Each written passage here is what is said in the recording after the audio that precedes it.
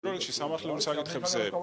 აქ გაიჟღერა რომ გარევაჭრობა არის სრულად აკრძალული, რაც არ არის სწორი, ვინაიდან კანონი ადმინისტრაციული სამართლებრივი კოდექსი, რომელზეც აპელირებს ქალაქ თბილისის მერიაც ამ შემთხვევაში, ამბობს რომ შესაბამისი ნებართვის გარეშე გარევაჭრობა არის აკრძალული, თუმცა რა არის ეს შესაბამისი ნებართვა, წესით უნდა განსაზღვროს, საკრებულოს აქტით უნდა იყოს განსაზღვრული, სამწუხაროდ არც 2014 წლის საკრებულოს განკარგულებით და არც წინამორბედით არ იყო ამგვარი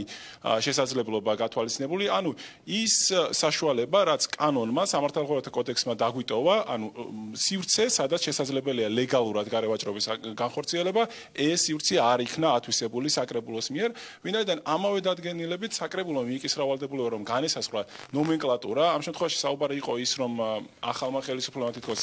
იმუშავა და ერთიანად მაჩინვე არ აღკვეთა ეს საქმიანობა, თუმცა რეალურად მუშაობა არ განხორციელებულა, იმიტომ რომ ელემენტარული ნომენკლატურა არ განსაზღვრა თუ თავარი რაც კანონმდებლობაში ხარვეზია თქვენი აზრით, რა არის ეს? კი ბატონო, ხარვეზი არის ორმხრივი. პირველი ის, რომ ზოგადი ხარვეზი არის ის, რომ არათანმიმდევრული დამოკიდებულება ხდება ამ საქმის ადმი, ანუ არ ხდება იმის განსაზღვრა, ხდება დაყვანა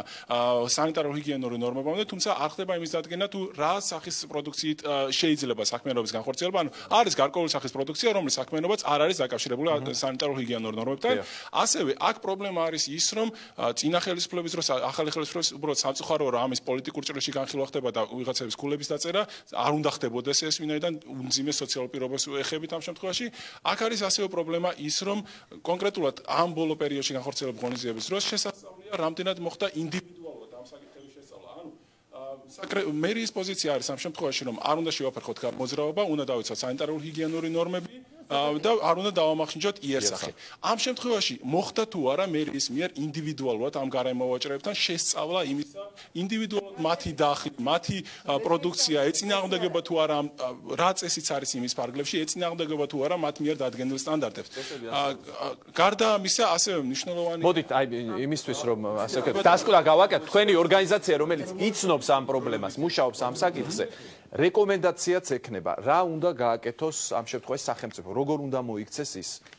პირველ რიგში სახელმწიფო უნდა განსაზღვროს ის, თუ რითი ვაჭრობა სად არის შესაძლებელი ქალაქის ფარგლებში, რა პირობების დაცვით, ანუ როგორც მინიმუმ უნდა განსაზღვროს ის თამაშის წესები, რომელიც უნდა დაიცვას ამ ადამიანება, რა თქმა უნდა გაითვალისწინონ მათი სოციალური მდგომარეობა და არ უნდა მოხდეს მხოლოდ ფასადურად გარდა ამისა, ასევე ახალგაზრდა იურისტთა ასოციაცია. დიახ. ასევე მნიშვნელოვანი არის ამ შემთხვევაში ის, რომ გარევაჭრობაზე, როდესაც ვსაუბრობთ, უნდა ვთქვათ ის, თუ რითი შეგვიძლია საქმიანობა, ამას კიდევ ერთხელ ვიმეორებ. და ძირითადად სწორედ ეს საკითხები არის, რაც დღეს ამოცემულობით არის განსაზღვრული და ეს უნდა აუდიტორია 15 წარმომადგენელი და შემდეგ მოკლედ მოგესალმებით პირველ რიგში გოჩა სურგულაძე, აუდიტორია 15 წარმომადგენელი, ერთ-ერთი აქტივისტი, სტუდენტი.